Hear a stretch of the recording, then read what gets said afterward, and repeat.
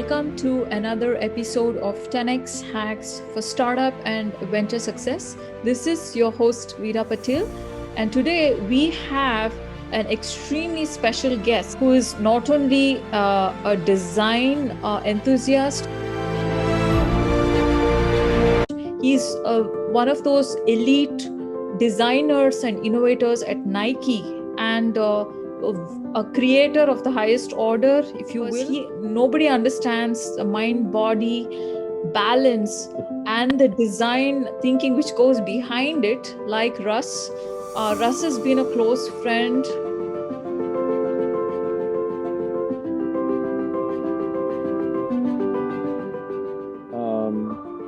The first thing that you have to learn how to do is swim. So if you can't swim, you can't really do the sport. Although there are some duathlon races that allow people to do usually it's a run, bike, run in that world. So it's a little bit different, but you first obviously have to be a swimmer or become a swimmer. And then the bike is obviously equally important, actually in many ways much more important because the bike is the majority of the time during a race that you're participating in. The swim, the bike is the longest part, and then the run is kind of in between the two. As an example, we talked about this previously, Vida, but in Ironman distance, the swim is 2.4 miles. Right. The bike is 112 miles. The run is a marathon, 26.2 miles, total 140.6 miles. Gosh. Very inspiring mentor to me over the past few years, especially through the pandemic. And he is inspiring literally everyone on a daily basis about fitness hacks. I know his position, say, of industrial design at Nike, but he has many lessons to share about life, about persistence, about training. And today's podcast is focused on how can one train as a sports athlete for a triathlon or an Ironman. And he is a sports person who has won accolades at the national level, qualified for a lot of international events as well. So let's get started. Without further ado, welcome on board, Russ. Thank you. Such a pleasure to have Thank you. Let's get started with this question. Now, who is Russ Bevans? I know I introduced you with multiple designations here. So what do you, who is Russ Bevans?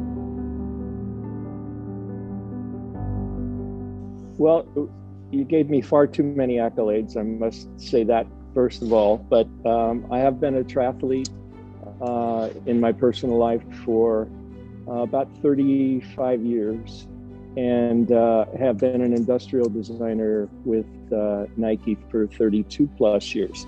So they've kind of hooked up in my life very much together, sort of at the same time.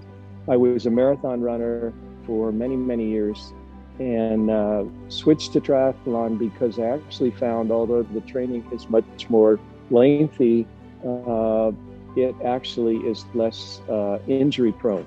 Because when you're a marathon runner, you're running, as an example, 60 to 80 miles a week, all that pressure being exerted on your lower body. Whereas in triathlon, you train for three sports: swim, bike, and run. And in each of those sports, you're doing less of what an individual singular sport person would do. So it actually, I haven't been injured much at all in the past 30 years. So it's actually been a boon to my physical fitness because I've been able to keep training. And then from a professional standpoint, I'm a designer. I think I was born a designer. Graduated from FIT in New York, and then did some additional work at the Academy of Art in San Francisco. But I love to design products. I feel design is an extension of art, and art is another part of my life that I enjoy personally. I'm not an artist by any means. I'm definitely a designer. So that's where the demarcation line is. Design is more of a problem-solving event, and art doesn't have to solve any problems. So it's sort of a different thing. But I love designing products. We problem solve. That's the main thing that we do, and we create new things that people don't even know that they need in most cases. Absolutely. And if I look at your daily posts, the the variety with which Nike is creating, certainly it is mind-boggling. The kind of products you share every day. I'm sure Yeah. there is a wealth of design thinking behind all that. But let's hold that thought. I want to Yep. extrapolate on a couple of things you said earlier in your description. You said Sure. marathon is a unidirectional training, but triathlon, you swim, you run, and you also bike. Yeah. So these are all the three different activities, and how do you train for them? Let's say there is a person listening here into this podcast, Yes. and they are training for a marathon, but they're always thinking about what is a triathlon like. What is your Right. what is your guidance to the marathoner to start with, and then how can they transition to become a triathloner? What do you think?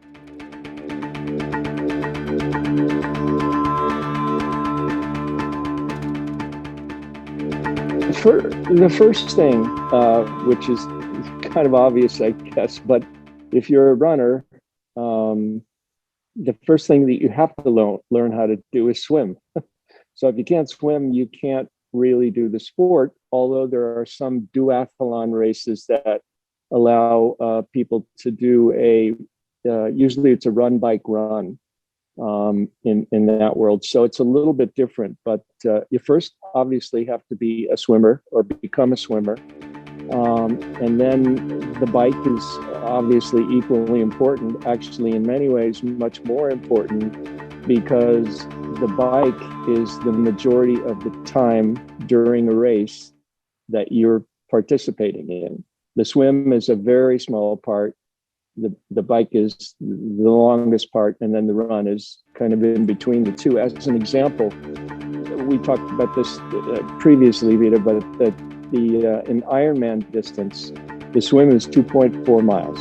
Right. The bike is 112 miles, and the run is a marathon, 26.2 miles, total 140.6 miles. Gosh. So the majority of that time, at least half the time, is spent to become a triathlete is good bike and good swim.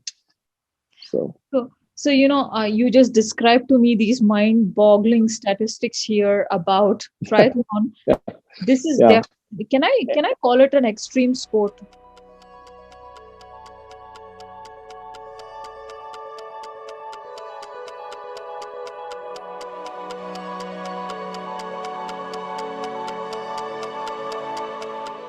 Well, it used to be called an extreme sport, but nowadays it's not, because people have taken it even so much farther than triathlon to sports that include 5 or 6 different activities that are more crazy than what we do in triathlon.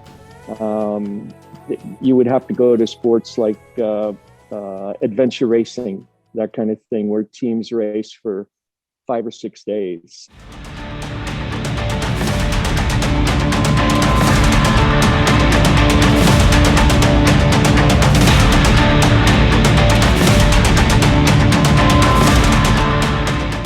And race in concert together. That would be more of an extreme sport.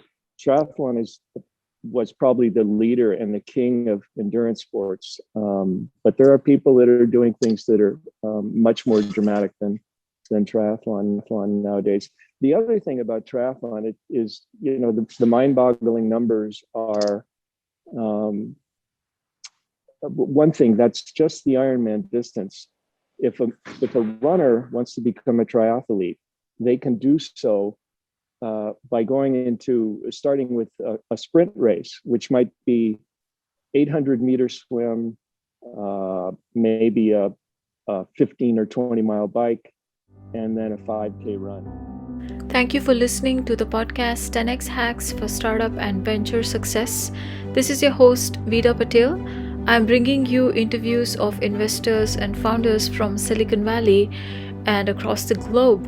This podcast takes a lot of time and effort, so please support this by subscribing to my iTunes, SoundCloud, and LinkedIn podcast pages. Also, please leave your valuable feedback. I will try to make this podcast better with your comments. Thank you so much. So, you can get into the sport at a much lower level, sort of dip your feet in the water, so to speak, and start that way. Then there are all kinds of graduated lengths. There's the Olympic distance race, which hopefully we'll see in Tokyo in about 4 weeks' time. And then there's a half Ironman, which would be the same as the Ironman except cut in half. Right. So those would be the main race distances. Amazing. Dipping your feet in the water is one good way to get started, but really, what is the science behind it? I recall you mentioned there are several phases for training to attain success in such a complex sport, which is three-dimensional. Yes. You have to be a swimmer. I know this is fine training, but also there's this whole concept of stamina and being persistent. So can you elaborate a little bit about what? Sure. Mm-hmm.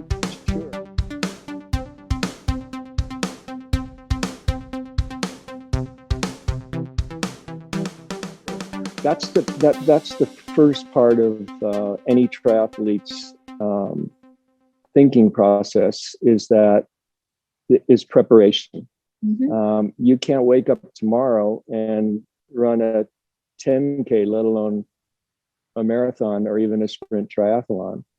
So the preparation is first deciding mentally that you're going to do this, that you're capable of doing it mentally, because there are a lot of stresses that go on in regards to perseverance and stamina that you have to develop over a period of time. So the preparation first begins with deciding you're going to become a triathlete, and then planning your race or planning a season, which is what I do every spring. We usually race from March to October. Plan races sequentially in different parts of the country that possibly someone is comfortable, a lake that somebody's comfortable swimming in, or an ocean beach that they like, or that kind of thing. And then once you've decided that you will do these 3 or 4 or 5, 6 races, then the next thing becomes your actual preparation, which is your fitness and your training. A triathlete, most triathletes will race maybe 6 times a season and perform obviously at the highest level that they possibly can. But the race day is really sort of the culmination of all the effort that you've put in over weeks and weeks and weeks of training. The average triathlete will train anywhere, depending on their level of intensity, anywhere from 15 to 30 hours a week. Wow.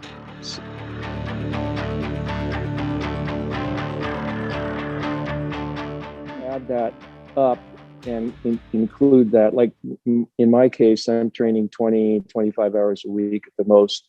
But I also work 50 hours a week. So the preparation, the planning that one has to do is phenomenal. My year is written in like a script every season, to make sure that, you know, you're training correctly and you're peaking when it's time to race. So.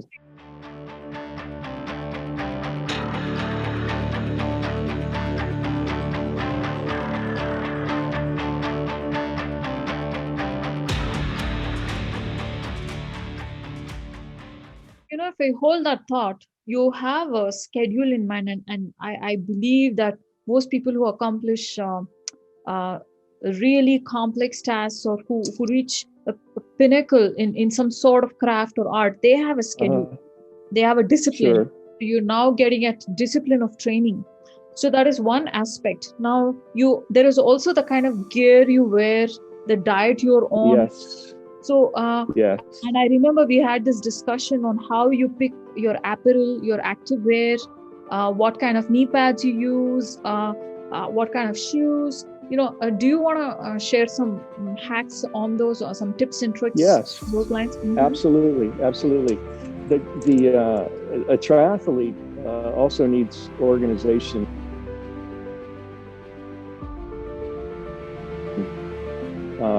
In addition to the preparation, because the actual tools that we have available to us are many, and you have to pick the right tools that make you the most comfortable for your competitions. But if you think about all the items that a triathlete needs, the easiest in some ways would be the swim or the run, especially the run. As long as you have a good pair of running shoes, you're probably set to be able to run effectively. That's very important. And then the second would be swim, because definitely you need goggles. The goggles that we wear are different than the small goggles that most swimmers wear when they train in the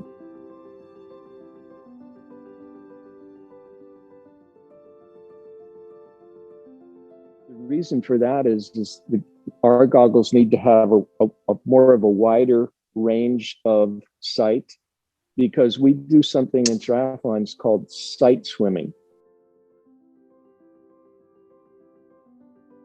Right. We're racing, going out to a buoy in the water, out in the, a bay, and we have to be able to point towards that. So we're constantly, while we're stroking, we're also constantly looking ahead, forward, and also looking to the side to make sure that we're not too close to another competitor.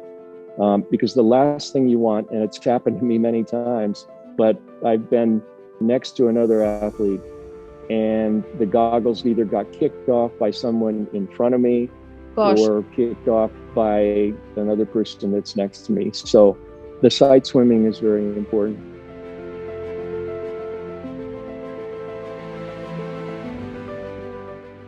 But back to the organization and the tools, the bike is really the big one, because there's so many moving parts. You're on a machine, whereas in swim and run, it's more all about you and your movements.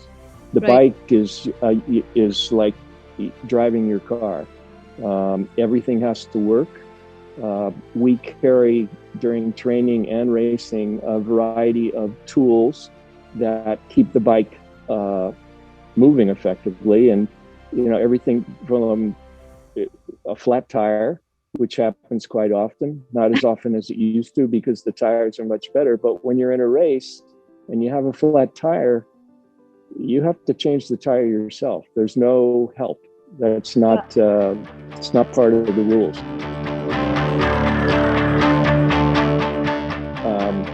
You got to get off the bike, take the tire off the rim, and replace it. So now we have CO2 cartridges and other things like that. Well, in the old days, we used to have a small pump that we would blow up a new tire with. But now it's much, much more sophisticated, and you can make the switch from having a flat tire and be back on your saddle in anywhere from 1 to maybe 2 minutes. So you don't lose much time.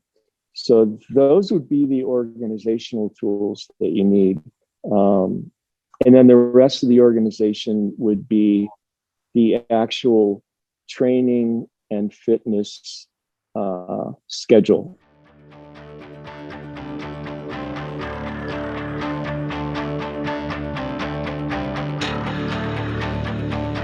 The specifics of what you do per exercise.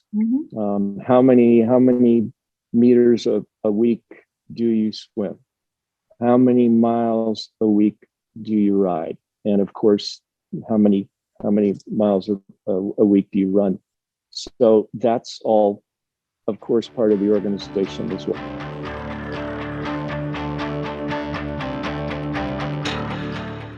Once you've got the organization effectively conquered, the next step really is optimization.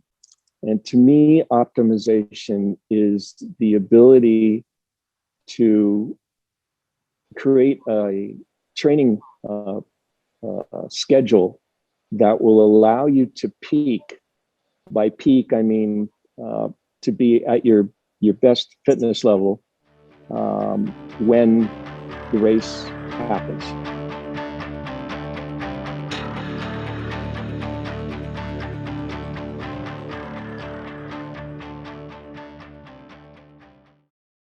Right. So that you can accomplish the things that you need during the race. So the optimization is very important. And that also includes, which marathon runners usually understand, is at least the week before an event, we do a thing called tapering, in which we cut the amount of exercise down to a very, very low level, so that week before we're really resting and preparing and trying to optimize our capabilities when we come to the starting line and the gun goes off.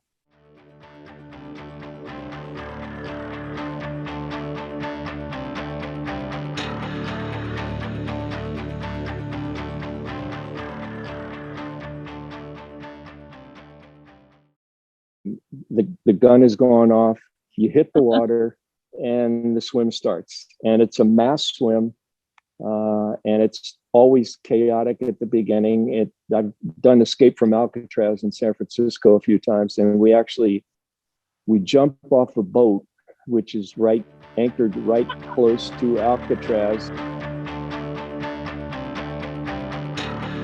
and swim to the shoreline in San Francisco. And our bikes are all parked in a transition area. We call them transition areas. And you know where your bike is. You get the wetsuit off, and on with the next part of the race. The other thing that we do, which is the funny aside, but when we're 90% of the time we race in wetsuits. Wetsuits are more buoyant, so it allows you to swim a little bit easier, especially in the ocean, which is in San Francisco and many places very cold. Yeah.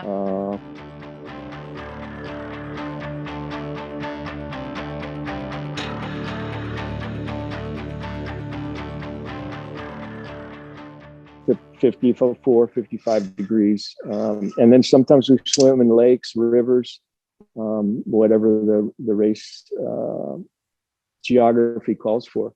So what we do to get that wetsuit off quickly when we come out of the water is we put petroleum jelly, or Vaseline, it's called, on our wrists and our ankles and around our neck as well. The idea being that it helps slide the suit off, because wetsuits with the sort of rubber that they use, they're not easy to get in and out of. So any surfer will tell you that in the Bay Area. So that's one of the small things that we have to do in each race. And so now you're in the race. The next thing that really comes to mind to me is determination.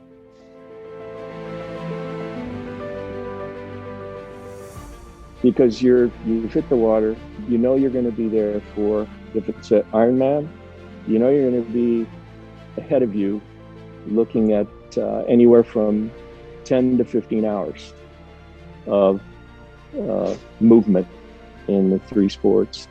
If it's a short distance race, that number goes way down, and you can do the pros do an Olympic class event in less than 3 hours. So, it's much shorter.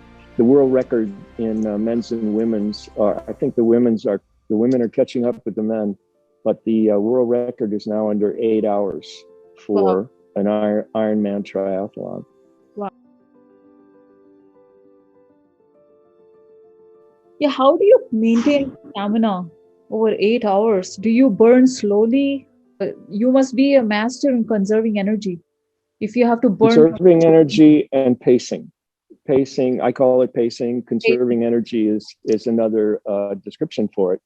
You can, because of the excitement that takes place in an event, with all the people yelling and the spectators and family and friends, and the athletes, the triathletes themselves, you can get out of control very quickly.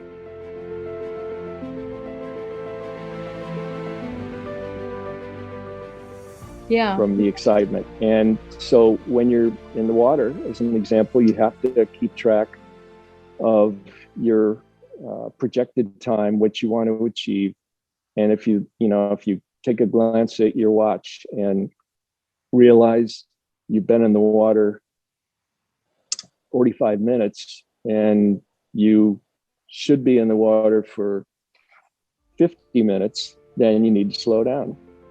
So there's an awful lot of patience involved with triathlon too, because the event is so long. Patience and tapering. I was at a get-together the other day, and there was this gentleman who wrote a book about training for sport, all the life lessons hidden in training for a sport like this, and he has applied it to startups. When I talk to you, I feel you're applying it in your design profession at Nike. So what are some of those interesting lessons you learned while training for triathlon or for Ironman, which you really apply in your work and in your design profession and generally in life, which I think most people would be very interested? Well, it's, I don't mean to say this in a cavalier sort of way, but almost everything that we've discussed so far, I also apply all of that thought process in my design work. Wow. Preparation, organization, optimization, determination, perseverance. We haven't gotten to perseverance yet, but all of those things apply to design, because a designer in my world is a problem solver. So from a standpoint of preparation, as an example in design, you have to do your homework to understand who you're designing for. Is the product you're designing actually what they really need? Sort of a need mechanism there. And then all the way through, organizing how you're going to design the product. What is the process? 3D, vellum, how long is it going to take? The schedule. Nike is a company that produces products very quickly because of the market intensity. And so there's a need to be on a calendar, a very short calendar always, and be able to optimize your days each day that you're working on a project. And then when you're about 3/4 of the way through, at least it's been my experience, that's exactly when determination comes into place and perseverance. Because at that point in time, you truly need to just bull your way through it. That's probably not the right word, but just get through the project, because down the road, there's a timeline with everything that we do. Yeah. So there's a lot of very mutual needs in design that are very similar to what I practice in my training. Right. And I think that's so the founder of Nike, his book Shoe Dogs. I think he has a very fascinating story there about the origin of Nike, and I'm sure we all carry the same spirit in a very short sprint. So that means you have all your design principles, your preparation, the first mile, the last mile, everything is ironed out there. They're very similar. It's very, very similar. And maybe that's why I was drawn to design in the first place, because I was a runner before I was a designer. And they are very, they're so married together. Right. That, thinking about it, when I was a kid and I didn't really know what I wanted to do after university, I decided I wanted to design products, and lo and behold, here we are many years later. Yeah, I mean, so great, Russ. This has been a fantastic and very insightful conversation. I'm sure a lot of people will benefit from this. I have one last question. Is there anything share with the people who are in a lockdown due to the pandemic? Any sort of fitness hacks or life hacks which you have gleaned from all these intense hours at training or at Nike? Anything you want to share with them? I think the main thing is to think very clearly and cautiously about how and when you can train. Obviously, we've been for many months last year just completely locked up. I was fortunate in that I live in an area that has a university that was closed, but the streets were open, and I could go there and run every day without any problems. I wore a mask, which was not comfortable, but it had to be done. So that was more of just a perseverance issue. Another part of it was the hardest part was swimming, because no pools were open. So you really had to think strategically. So in my case, I live in Marin County, and I had to find the ocean, the best place to swim in an ocean or a lake. So that would be San Pablo Bay out at China Camp, or McNair's Beach, or going out on the coast in Stinson and trying to do some swimming out there.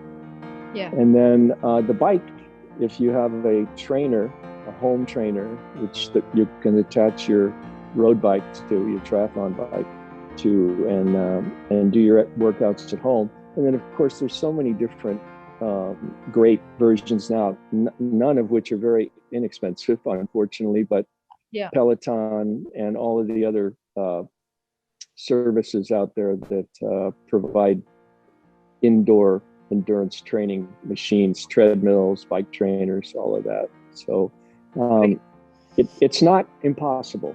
It can be done. You just have to persevere, and again, strategic thinking to make sure that you can find a way to continue to stay fit. Right. So this is the head and the heart, the mind and the body. They're all working together. And and the soul. And the soul, the absolutely. Soul is very important. Yeah, and this increases immunity, and I think you gave the right guidance here with all parameters considered, and I'm sure a lot of people will benefit from this podcast. So thank you for this half hour. I wish I could talk to you forever, because you have so much knowledge on so many fronts. Really, I'm immensely thankful for this session. Well, I appreciate your asking me, Vida. So I hope someone can benefit from this podcast, and and get more fit, get out there and have fun. Awesome. Thanks, Russ. Thank you. Yeah.